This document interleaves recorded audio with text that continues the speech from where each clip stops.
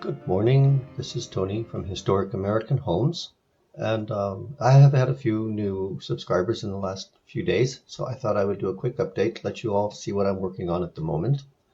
I've kind of put other projects aside and I'm focusing on this one, which I want to carry to 100% completion before I get distracted by more stuff. So I won't be updating the other playlists until I've finished this one.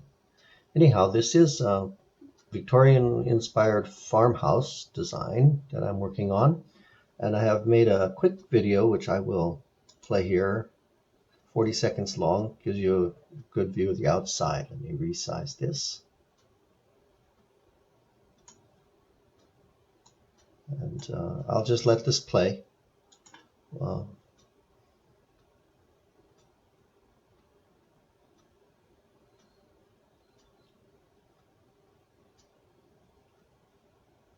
It's very much in progress, so there's lots of little details on the outside that I haven't cleaned up yet. I'll get to them. No patio door on that back wall.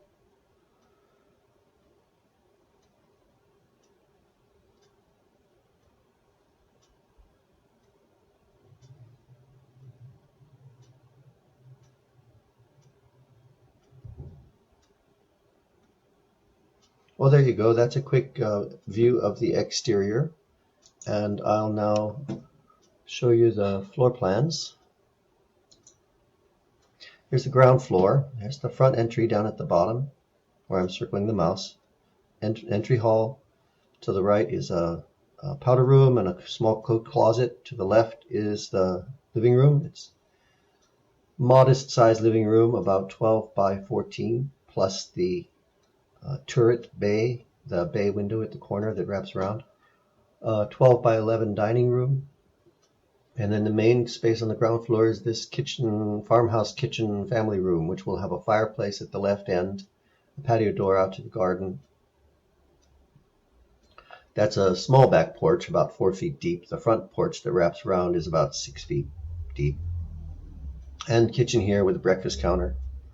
The general arrangement of the kitchen I'm satisfied with, but I haven't yet finished all the details, so I've got no breakfast counter actually in place. Refrigerator on the right, sink facing with the window towards the back, and cooktop facing the breakfast counter. There will be some sort of pantry cabinets here. This doorway will lead into the garage with some utilities along the back wall of the garage, and a porch from the garage to the back porch as well. So somebody who's been doing messy garden work and doesn't want to bring the dirt into the house could come in through the garage, wash up at a little utility sink, and then come in the house. We've got a side-facing garage, so the street would be along the bottom edge of the screen with the driveway coming down and turning into the garage. This avoids having garage doors facing the street, which is nice to do if you've got enough space to the side where you can actually have the required turning radius for your car. So that's the ground floor. Oh yeah, one more thing. Coming in the entry, there's a stairway in front of you, and passing to the left of the stairway, you go make a little S curve there. And my thought there was just simply that I didn't want to be opening the front door and seeing straight into the kitchen, just in case the kitchen isn't spotlessly clean. Also, there would be coat closets or additional storage under the stairs right here. And if this house were to be built with an option of a basement, passing through here, you could go downstairs this way to the basement. And the second floor. Coming up the stairs, we are in a central hallway. There will be a skylight to bring some light into that hallway. We have 2 bedrooms facing the back. One of them has a small walk-in closet. The other has a closet along one wall. And then they would be sharing this bathroom. I have not put any of the door openings in yet, so you will not see any door openings or window openings, but the windows are in place, and there's space here for this bedroom door and here for this bedroom door. This will be laundry and linen storage. And then coming this way, master bedroom suite steps into a little kind of vestibule with the bathroom off to one side, a tub, a separate shower, a toilet tucked behind a low wall so that it's not visible when the bathroom door is open. Coming through here, here's the bedroom itself, which also enjoys that corner turret. The ceilings throughout this floor are 8 feet, but this turret area will have a raised ceiling. And on this side, on the right side, we will have a walk-in closet, a very generous walk-in closet. Coming up the stairs to the landing before you turn, you can step to the right, and this would be a bonus room over the garage. In total, we have about 1,130 square feet on the ground floor and 970, a little more, on the upper floor. So that makes a little more than 2,000 square feet. And then the bonus room, including the portions that have low ceilings, the bonus room is an additional 500 square feet. So in total, it comes to a little under 2,500 square feet if you consider that the edges of the bonus room have a low ceiling. I'm going to take a look at the outside again. A few of the details I've been working on. Turn the shadows off. So there's a lot of details left to resolve on the outside. I've been kind of revising my thoughts on the details and putting new things in. So I'm really happy with the way this corner is, and this is the scheme I'm going to be using throughout the whole house. I will zoom in here. You can see what we're doing here. I've decided to go with what they call a square cut rafter. So rather than having a plumb cut, which is straight down, it tucks back underneath at a right angle to the roof plane.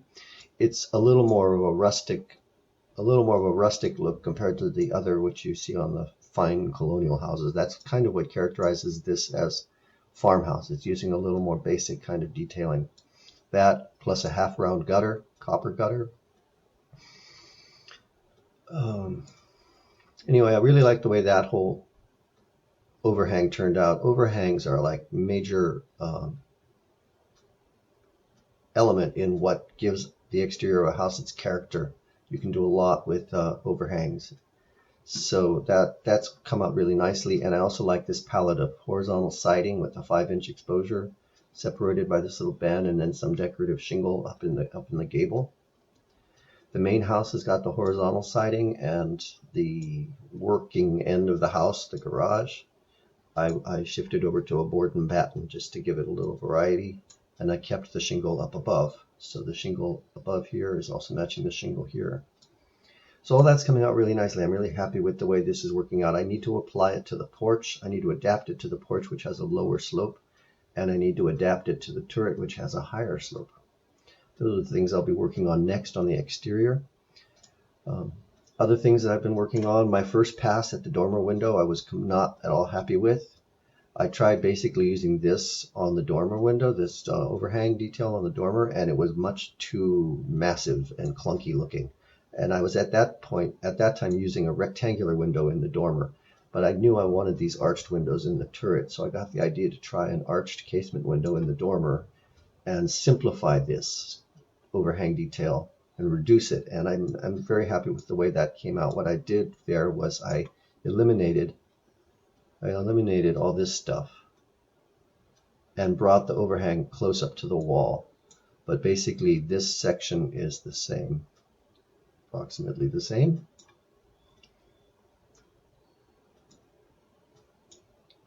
So I'm happy with the way the dormer's looking.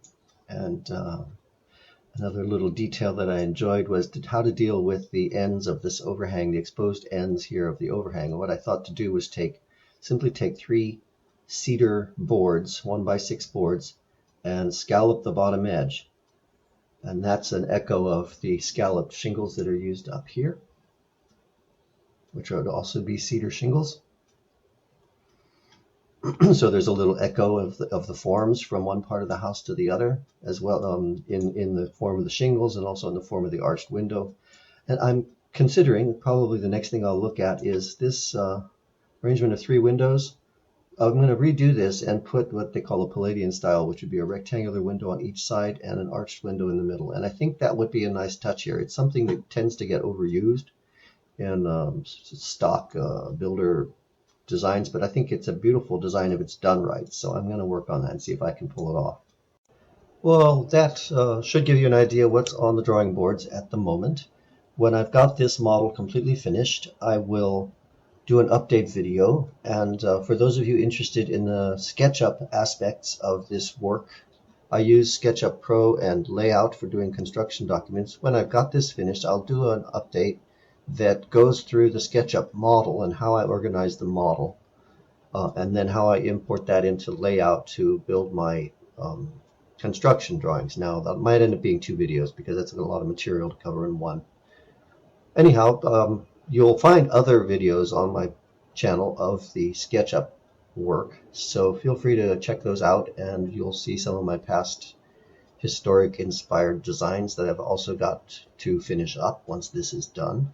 Hope you like them all, and do click the like button if you enjoyed this. Subscribe if you want to see more. I look forward to hearing from you. Comments are always welcome. Have a great day. Bye bye.